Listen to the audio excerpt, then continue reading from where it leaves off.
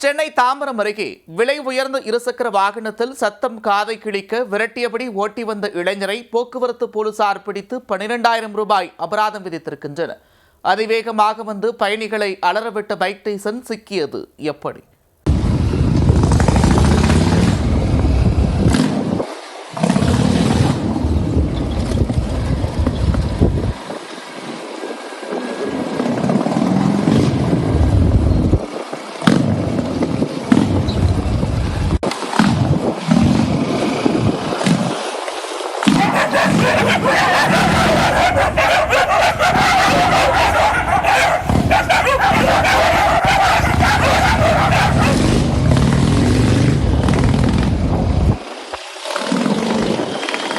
காதை கிழிக்கும் சத்தம், காற்றை கிழிக்கும் வேகம், தெரித்து ஓடிய திருநாய்கள், தூக்கம் தொலைத்த மக்கள்.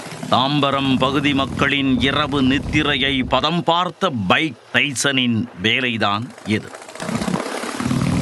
சைலன்சரில் சைடு வேலை வார்த்து புடுபுடு சத்தத்தை பக்கத்து ஊர் வரை புரிதறிக்க விட்ட இளைஞருக்கு போலீசார் கொடுத்த பதில் என்ன?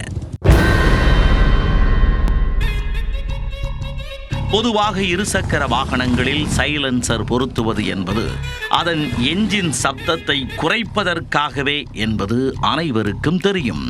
ஆனால் ஒரு சில இளைஞர்கள் அந்த சைலன்சரில் வேலை பார்த்து பைக்கின் புடுபுடு சத்தத்தை தெரிக்க விடுவதில் அலாத இன்பம் அடைவார்கள். அப்படி ஒரு இளைஞர்தான் தாம்பரம் சண்முகம் சாலை பகுதியில் தனது ஹார்லி டேவிட்சன் பைக்கில் சென்று சலசலப்பை ஏற்படுத்தி உள்ளார். தனது விலை உயர்ந்த பைக்கில் விபத்தை ஏற்படுத்தும் வகையில் வெறித்தனமான வேகத்தில் வந்த அந்த இளைஞரை பார்த்த மற்ற வாகன ஓட்டிகள் பதற்றமடைந்துள்ளனர். இரவு நேரத்தில் தெருக்களின் வழியாக சென்ற அந்த பைக்கின் வெடிச்சத்தம் அப்பகுதி மக்களின் காதுகளை கிழிக்கும் அளவுக்கு எல்லை மீறி இருந்தது.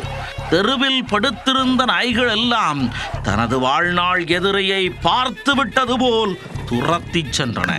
போதும் போதும், வண்டியை நிறுத்துங்கள் என தடுத்து நிறுத்திய போக்குவரத்து போலீசார் வண்டியின் வாகன பதிவெண்ணை வைத்து ஆய்வு செய்த போது 2 வருடங்களாக இன்சூரன்ஸ் இல்லாமல் ஓட்டி வந்தது தெரிய வந்தது. அது மட்டுமல்லாமல் தலைக்கவசமும் அவர் அணிந்திருக்கவில்லை. மொத்தமாக கூட்டி கழித்து 12,000 ரூபாய் அபராதம் விதித்து இளைஞரின் நெஞ்சில் இடியை இறக்கினர் போக்குவரத்து போலீசார்.